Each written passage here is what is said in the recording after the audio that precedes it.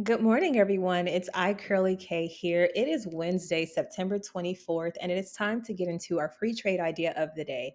So, right off the bat, everyone, I have to let you know this one might be a little expensive. I'm not sure. I haven't looked at the options chain just yet. However, I feel like I landed on a gold mine, and I'll tell you why.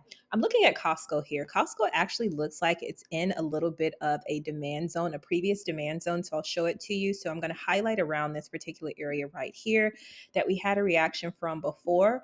And look at that. That just looks beautiful. Now, on top of that, they also have earnings tomorrow, like I stated before. And this candle right here is a bit of a pin bar or a dragonfly doji, kind of a hybrid of a hammer candle, which is a bullish reversal candle. So you have a bullish zone as well as a bullish reversal candle.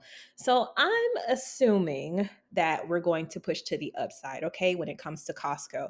Now, of course, as I always state in all of my videos, although I may feel a certain way, it is going to be more important to look at what market structure tells us. So, are we making higher highs and higher lows?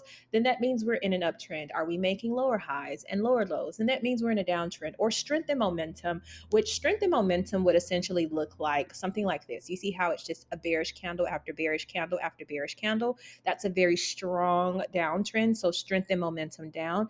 And then here you see how we have bullish candle after bullish candle after bullish candle, so on and so forth. That's very strong momentum to the upside. So we're going to rely on market structure or strength and momentum to tell us what direction Costco really wants to go into. But without further ado, let's go ahead and chart it out. So we do have our call entry to come off of here. And then we need to figure out what our magnitude is going to be. So let's go ahead and get that together.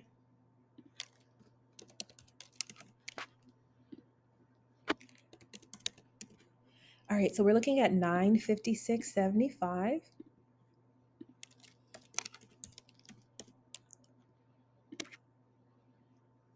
All right, so that's what we're looking at if we're going to push to the upside. And let's go ahead and label that as our ATR target. And then let's put our price targets on here as well. We found it on the day, so we will label it as such. And then let's look for if we decide to push down, because we have to be prepared in either direction, right? Costco could get bad news and really just undo everything that I think that it's going to do. So we have to be prepared for the downside as well. And so now let's get our magnitude.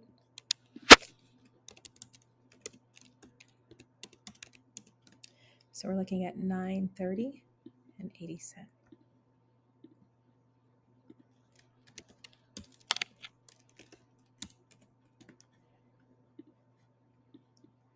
And let's map out our price targets to the downside.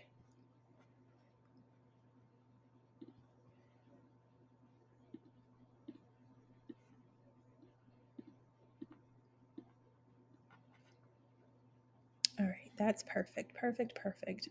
Now let's discuss what our strike prices should look like. So we're thinking about Costco moving to the upside, right? That's at least what I'm thinking.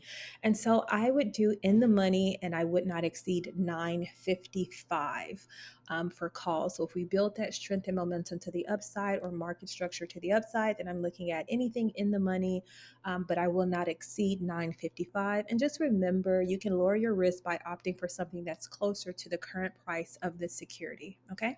And then to the downside, I will be looking at anything in the money, but I would not exceed 935 to the downside. So in the money, but I will not go any lower than 935 to the downside.